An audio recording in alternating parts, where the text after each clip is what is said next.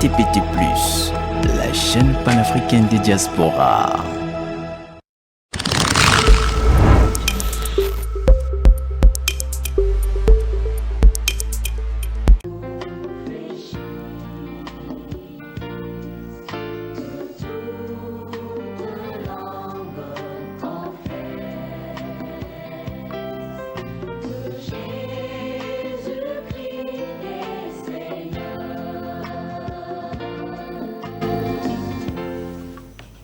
La parole est sacrée, c'est par elle que les choses passent de l'invisible au visible.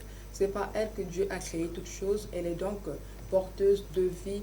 Bonsoir, bonsoir chez vous, vous qui êtes toujours scotchés à suivre à bien votre émission chrétienne, le décret de l'Éternel, depuis la République du Congo, animée par l'Église La Sainte Doctrine de Jésus-Christ.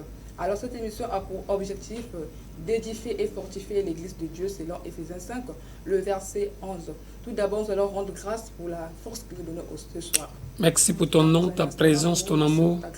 Au nom de Jésus-Christ de Nazareth, merci pour ton temps favorable. Merci pour ton décret. Nous comptons vraiment à toi. Au nom de Jésus-Christ. Amen. Amen. Alors, en face de vous, vous avez votre bien-aimée sœur Béni Séndé et sous ce plat, notre invité de marque, le pasteur Ongué Roger. Bonsoir, pasteur.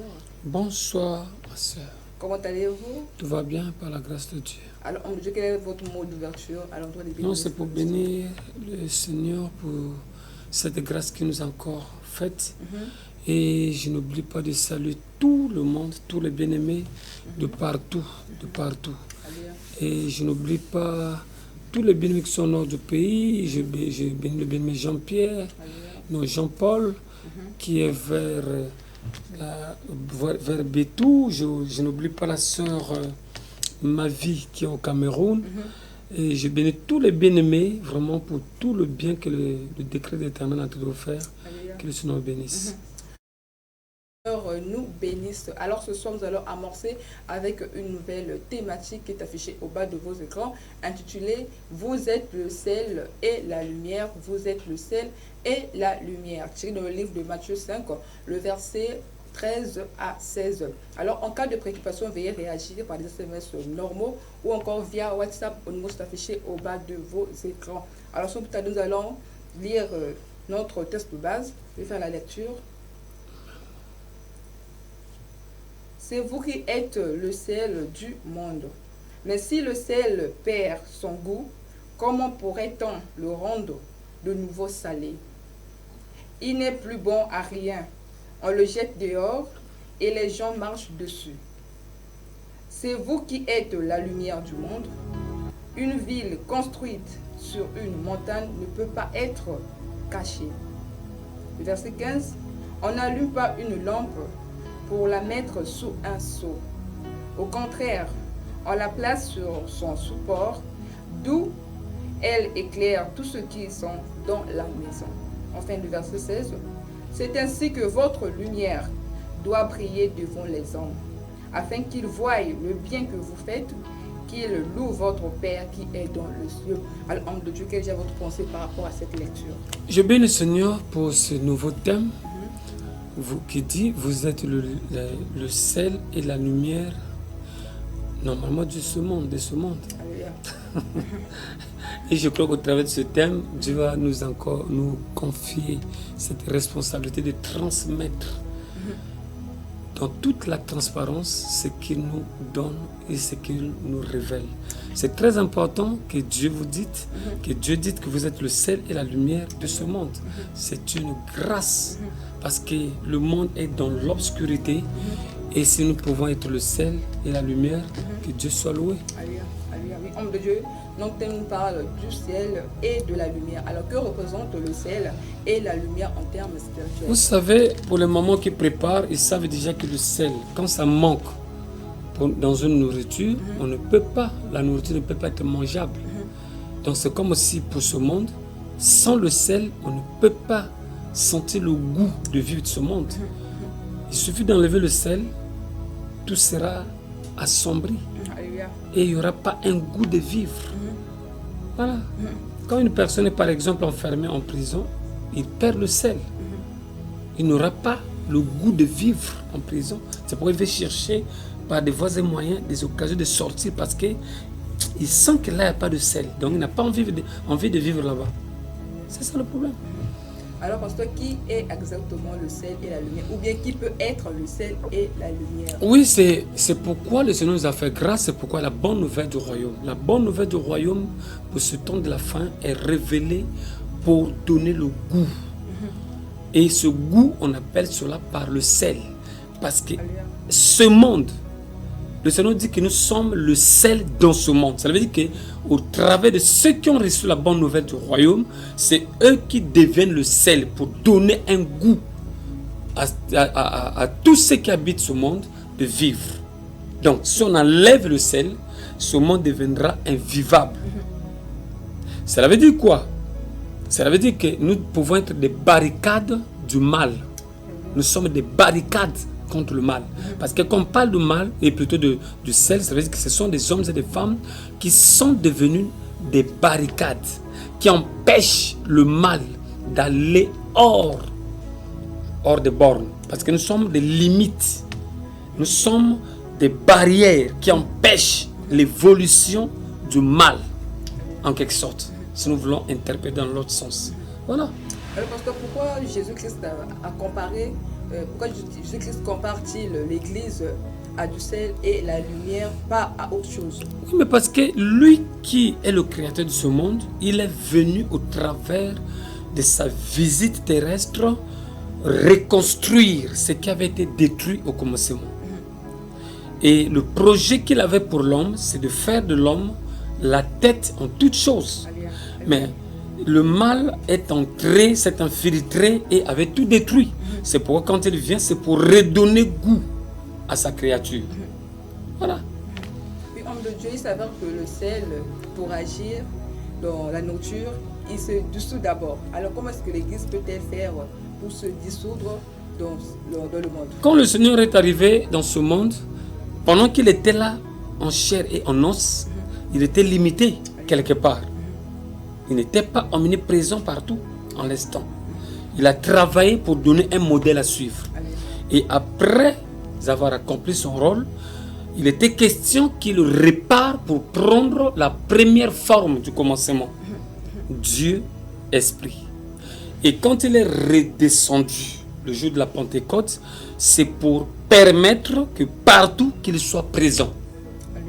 Et au travers de ceux qui ont reçu sa parole, que cela accompagne son œuvre partout. Voilà pourquoi il pouvait dire aux disciples, allez faire de toutes les nations des disciples. Et avec des mesures de sécurité, il pouvait dire, je vous ai donné le pouvoir de marcher sur la position de l'ennemi et rien ne pourra vous nuire. Donc le sel pouvait s'étendre partout. Et il ne pouvait pas avoir des barricades pour les empêcher. Voilà. Alors, parce que qu'est-ce qui fait que le sel devient fade dans la vie d'un chrétien?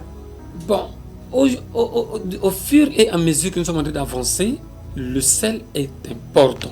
Maintenant, c'est pourquoi le Seigneur pouvait dire, si le sel pouvait perdre sa valeur, qui pourra la rendre, qui pourra lui rendre cette valeur? C'est ce qui se passe aussi avec ceux qui ont reçu la parole, qui ont apporté le salut dans leur famille, parce qu'il a dit, celui qui croit et qui sera baptisé sera sauvé. Et quelque part dans Acte, je crois bien, Acte 30, le verset 16, si je ne me trompe pas, il dit, non, 31, le verset 16, il dit, crois au Seigneur, tu seras sauvé, toi et toute ta famille, par exemple. Donc quand nous recevons le salut, nous devenons le sel dans nos familles. Et quand nous perdons la saveur, c'est les ténèbres qui viennent s'assombrir. C'est l'obscurité qui vient s'installer. Et qui pourra redonner encore le goût à ce sel qui a perdu sa saveur? C'est là où ça devient aujourd'hui. On nous fait savoir que ce qui reste à ce sel-là, c'est de le jeter par terre et que les gens marchent là-dessus. Vous pouvez faire le constat dans notre génération. Nous sommes en train de remarquer quelque part, quand vous pouvez vous présenter en tant que chrétien, hier les gens pouvaient vous prendre au sérieux, mais aujourd'hui les gens vont avoir des réticences. Ils vont avoir des doutes. Est-ce qu'il est réellement le véritable chrétien ou il est le faux? C'est ce qui fait que beaucoup qui ont précédé ont détruit l'image et la valeur de ces sels. C'est ce qui a fait qu'aujourd'hui, le sel a des problèmes. pour se reconstruire, pour être accepté. Alors il faut de grands témoignages pour se dessiner encore dans ce monde. C'est ce qui fait que l'Église, dans ce temps de la fin, a des difficultés. Et on est tout le temps parlé de la croyance.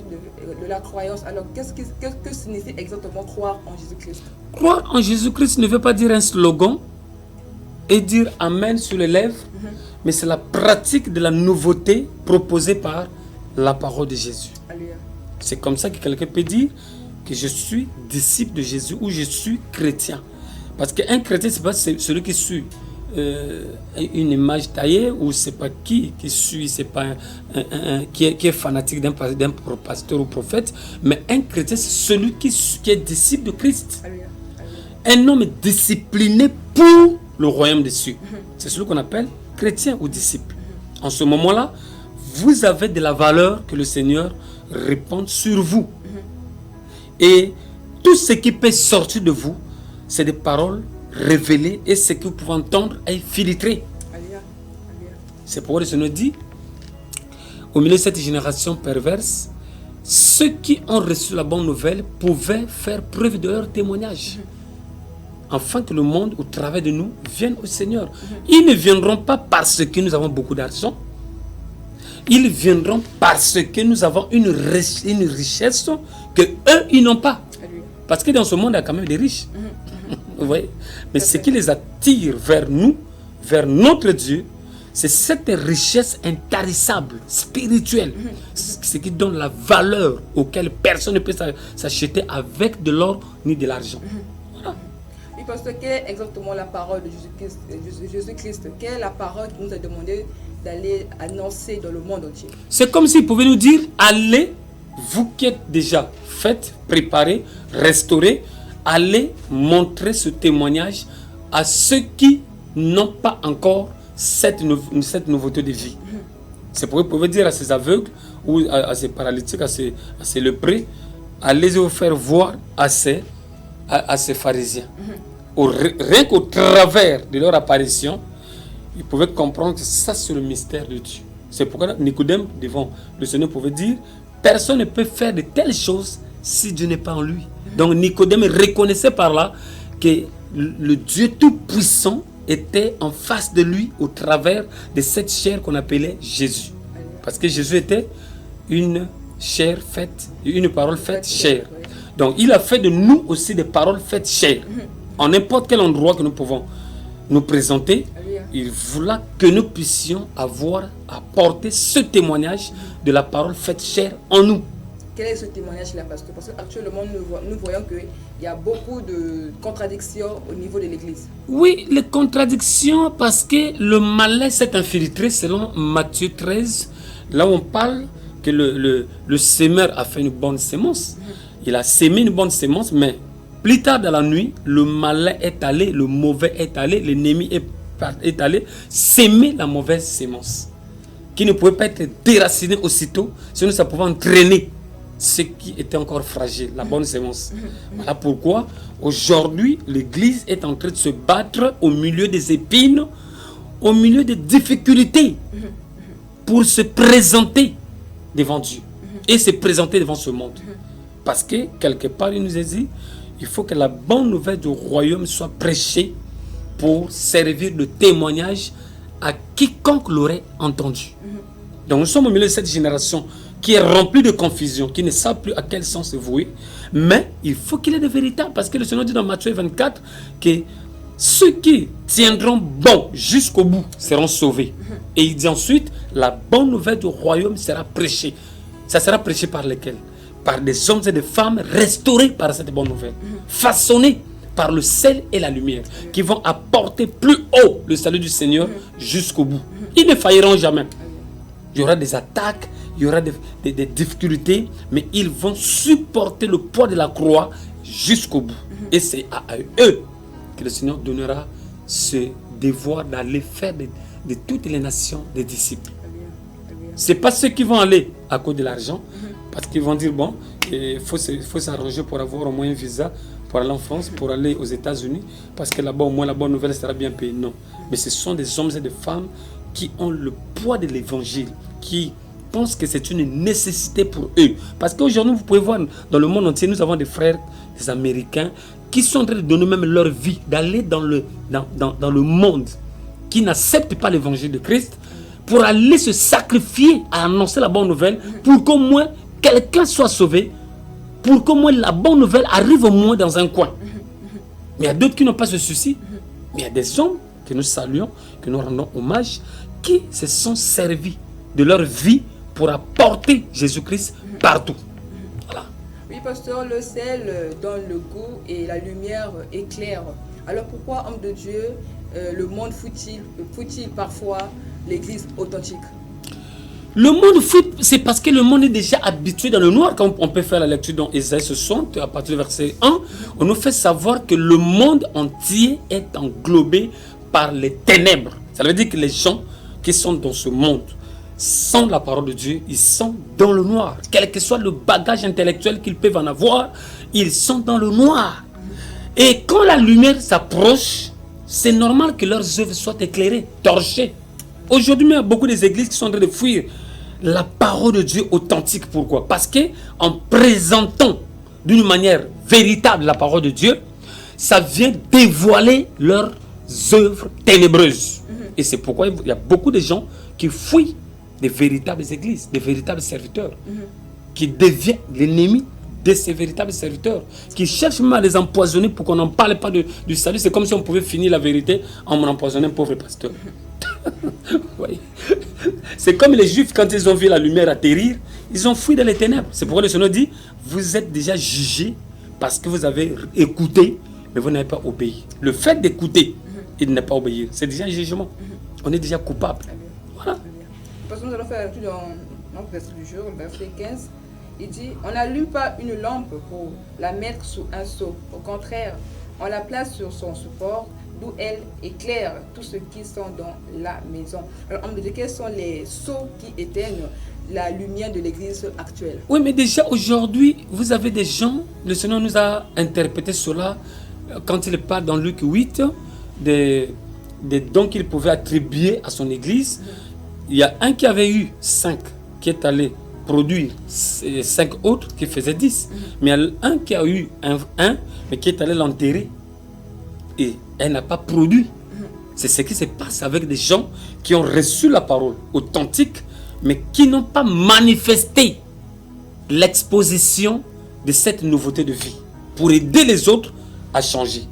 Parce que la lumière, nous sommes devenus, l'église est devenue lumière par le fait d'aider les autres à être éclairés au travers de la parole de Dieu. Il y a beaucoup d'hommes et de femmes qui sont en train de se battre avec leurs connaissances aléatoires, mais qui n'ont pas l'éclairage de la parole. Vous voyez, ils sont dans les ténèbres. Vous pouvez voir un monsieur cultiver de la connaissance humaine, mais qui est encore loin de la crainte de Dieu.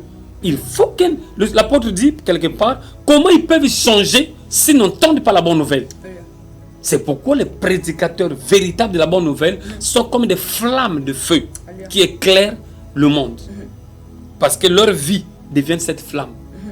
Et ils la démontrent en contribuant à l'évangélisation du monde. Et au travers de leur témoignage, ils attirent. C'est pourquoi le Seigneur dit, ce que je vous ai annoncé dans les chambres, dans les cachettes, exposez cela, annoncez cela sous les toits. Il faut que des hommes, des femmes qui ont reçu la lumière viennent la transmettre au travers de leur comportement, au travers de leur changement de caractère. Voilà. C'est comme ça la manière qu'on peut faire. Parce qu'on nous fait savoir qu'une femme qui n'a pas prêché, qui n'a pas le droit de prêcher, mais peut gagner quand même la foule au travers de son caractère changé, transformé, au travers de sa nouveauté de vie. Voilà. Hier, elle avait une tête en l'air, mais au travers de la parole, elle est adoucie, elle est redressée, corrigée, et au travers d'elle, les gens voient le Seigneur. Mais actuellement, nous voyons que c'est le contraire. Le contraire, parce que l'Église est en train de subir des infiltrations. Nous avons des hommes et des femmes qui s'infiltrent dans l'Église, pas pour écouter la parole et changer de caractère, non, mais qui viennent pour se camoufler et contribuer dans la destruction de la mission du Seigneur. Parce que quand on vient à l'Église, on ne vient pas seulement pour rester là-bas au fil des années pour écouter. Non, il faut pratiquer ce que vous avez écouté. C'est en pratiquant qu'on devient lumière. Remarquez, aujourd'hui, l'église a changé de forme. Oui, on a fait savoir qu'il y a 10 minutes qui nous restent.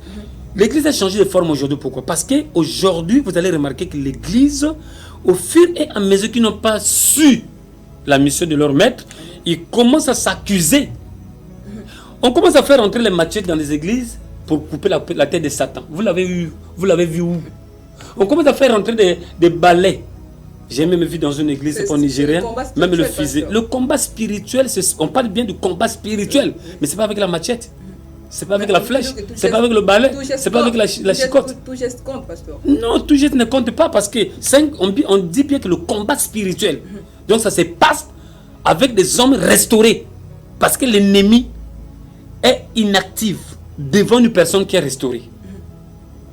Une personne transformée fait fuir les démons. Sans la prière. Sans même prier. Parce que sa présence, c'est la présence de la flamme de feu. Satan fuit le feu de Dieu. La présence de Dieu est symbolisée par le feu. La Bible nous demande de prier sans... Prier sans cesse.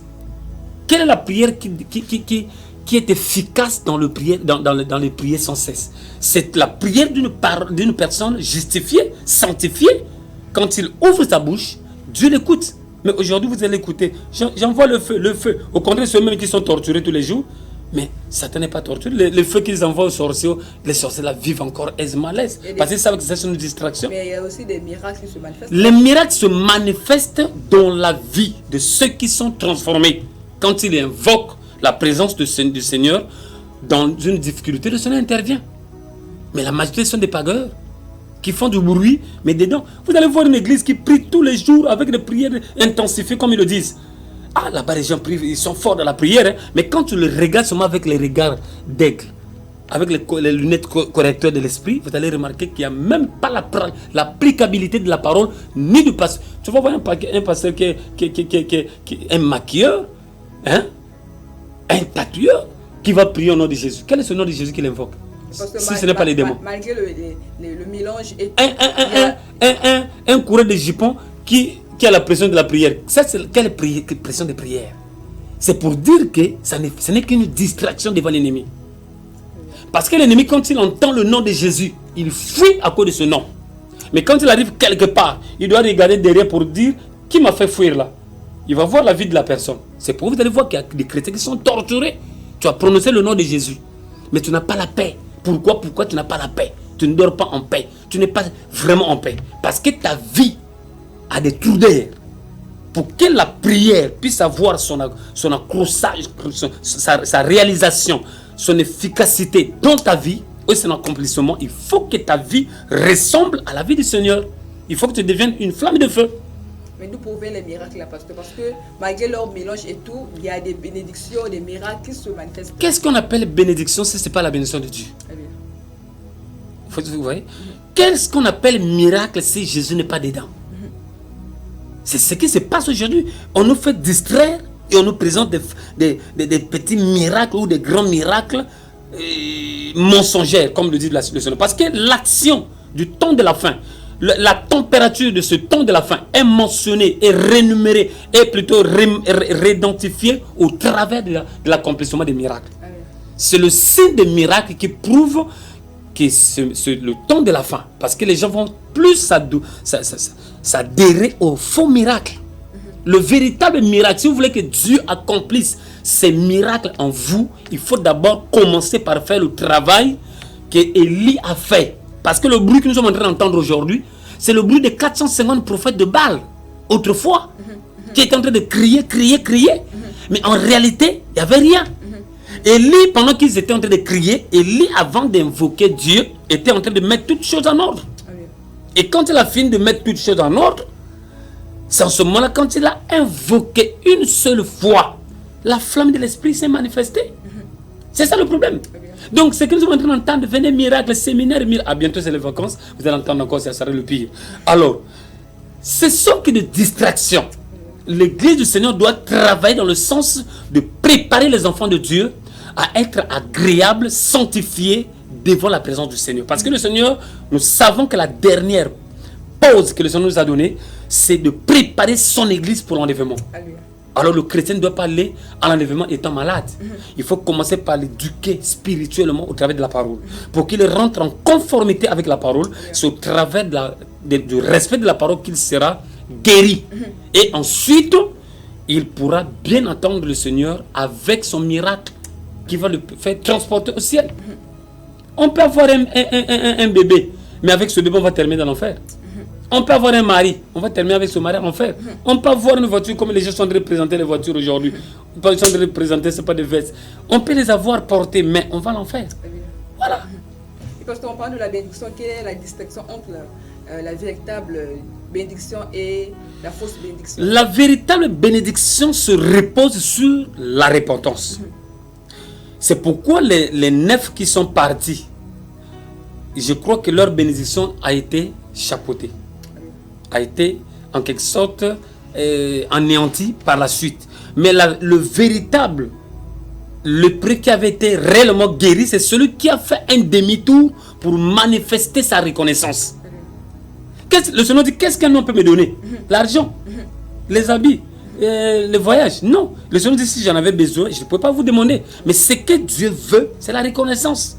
Une personne qui sait que Dieu est le Tout-Puissant, il doit être dans sa présence. Il doit demeurer, chercher à le suivre partout là où il ira, comme faisaient d'autres. Mais une personne qui vient seulement prendre le miracle, il va partir, le miracle va finir. Quand vous enlevez la batterie de la charge, vous l'utilisez, après vous aurez besoin encore de charger.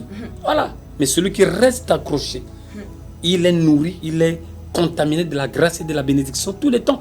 La véritable bénédiction vous fait accrocher au salut. Oui, avec les 5 minutes, on est en train de descendre. Mais la fausse bénédiction vous donne, par exemple, un mariage, mais ce mariage a des tortures. Parce qu'après ce mariage, la personne va s'écarter petit à petit de la bénédiction de Dieu. Pendant ce temps, la voix du Seigneur est en train d'être écartée. Vous criez bénédiction, mais vous êtes loin de la bénédiction. C'est comme une personne qui a eu son examen mais qui commence à aller dans les bois de nuit pour aller fêter. Il n'a rien fait, il n'a rien compris. Donc la véritable église qui produit la guérison véritable ou la bénédiction véritable, c'est celle qui s'accroche à la parole. Parce que là, il est dans l'abondance. Le Seigneur dit, ceux qui lui appartiennent doivent demeurer dans l'abondance totale. Voilà. Et pasteur, dans le terme scientifique, si le sel se mélange dans la nourriture, on ne peut pas le distinguer. Alors, est-ce que l'Église s'est-elle trop mélangée dans le monde pour ne plus plutôt se faire remarquer? Oui. Voilà. Donc, nous avons ces paroles que le Seigneur a dit. Vous êtes dans le monde, mais vous n'êtes pas du monde. Nous sommes dans le monde pour une mission. Notre mission, c'est de pouvoir éclairer ceux qui s'approchent vers nous, ceux qui peuvent nous entendre et se corriger, se redresser. Mais ceux qui ne l'acceptent pas, ils fuient loin de nous. C'est ça la mission de l'Église. Mais quand l'Église commence à admirer, parce qu'il y a plus vivre, la différence entre les chrétiens et oui, quand il n'y a plus cette diapason, quand il n'y en a plus, ça veut dire que c'est là où on commence à faire les méli-mélo. L'Église commence à se comporter comme s'ils sont dans leur territoire alors que nous sommes des étrangers. Vous voyez? Et l'Église, comment aurait que le monde puisse suivre l'image, l'exemple de l'Église, l'Église commence à suivre l'exemple des païens. Et on commence à prendre les choses païennes et à mener dans l'Église. C'est ce qui se passe aujourd'hui. Vous allez voir, les chrétiens, quand vous les mélangez au milieu des païens, vous ne pouvez même pas les reconnaître. Parce qu'ils sont pareils. Alors ce ne sont pas les gens comme ça que le Seigneur viendra prendre. Le Seigneur viendra prendre ceux qui sont écartés. Parce que l'Église veut dire sortir du monde. Être écarté du monde. Voilà. Même le peuple d'Israël en Égypte, ils n'étaient pas avec les Égyptiens ensemble. Ils étaient écartés. Donc l'Église doit toujours vivre à l'écart. Quelles que soient les fêtes, quelles que soient les motivations, l'Église doit être à l'écart. Voilà. Mais quand l'Église commence à parler le même langage avec le monde, ça prouve qu'ils ne sont plus avec Dieu. Oui, on nous fait savoir qu'on a tout bouffé. Pasteur, comment l'Église peut-elle faire pour vivre la parole parfaite et pure dans un monde rempli de négociations, de nuances et de corruption? Comment l'Église peut faire? L'Église doit s'accrocher à son Dieu. Parce que le monde a un Dieu qu'il est en train de vénérer. Et l'Église doit rester fidèle comme le monde est fidèle à son Dieu. C'est ça le problème. Maintenant, pendant que l'Église est en train de se distraire, le monde ne blague pas. Quand vous tombez de l'autre côté, il vous attire vers lui.